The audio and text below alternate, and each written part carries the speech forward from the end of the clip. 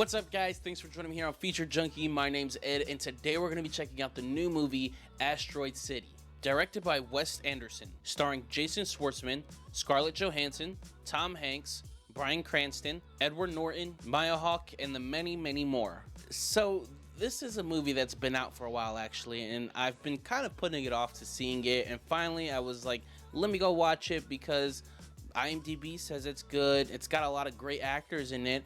So I was excited to see what this movie is actually about, and I have so much to say about this film. But before I do, if you could leave a like down below, I'd greatly appreciate that. Now let's get into the plot, courtesy of IMDb. Following a write on his famous fictional play about a grieving father who travels with his tech-obsessive family to a small rural asteroid city to compete in a junior stargazing event, only to have his worldview disrupted forever. Okay, like I said before, IMDb has this movie at like a 7 point something. There's so many stars in this movie, casting galore, and I'll just start by saying I really enjoyed the directing style of this film. Wes Anderson does a lot of long shots and short shots that kind of feel like a sitcom, but also using those modern techniques. His use of the set designs are really cool as well. I also like the color palette of the film. For the most part, everyone has this soft-spoken, character to them.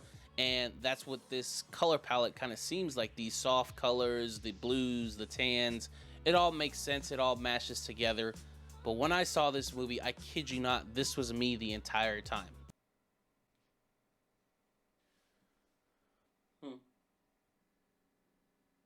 Like the entire time. This movie had 0 point of anything. In fact, these three faces right here, yeah, that was me the entire film.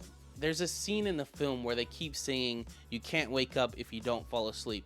I legit thought they were trying to hypnotize us because the movie itself is just such an odd and weird movie.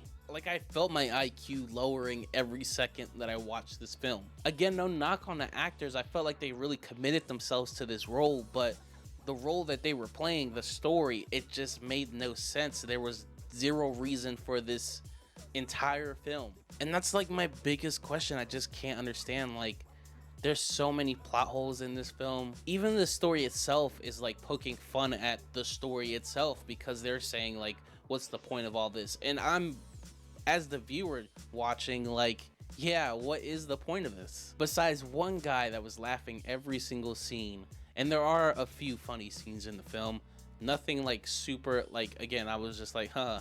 But besides that, everyone was completely silent the entire time. When the lights went on in the theater, we were all just like, is that it? Like, that's the ending?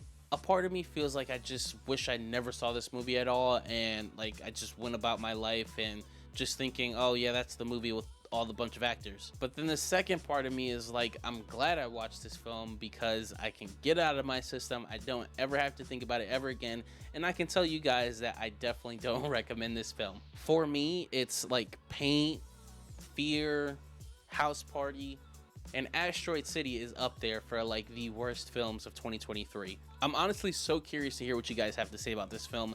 If you did like it, if you didn't, whatever your thoughts are, leave them in the comments down below. And if you haven't already, like the video, subscribe, hit that notification icon down below so you know when I'm going live or dropping new content. And I want to thank you guys so much for joining me here today on Feature Junkie.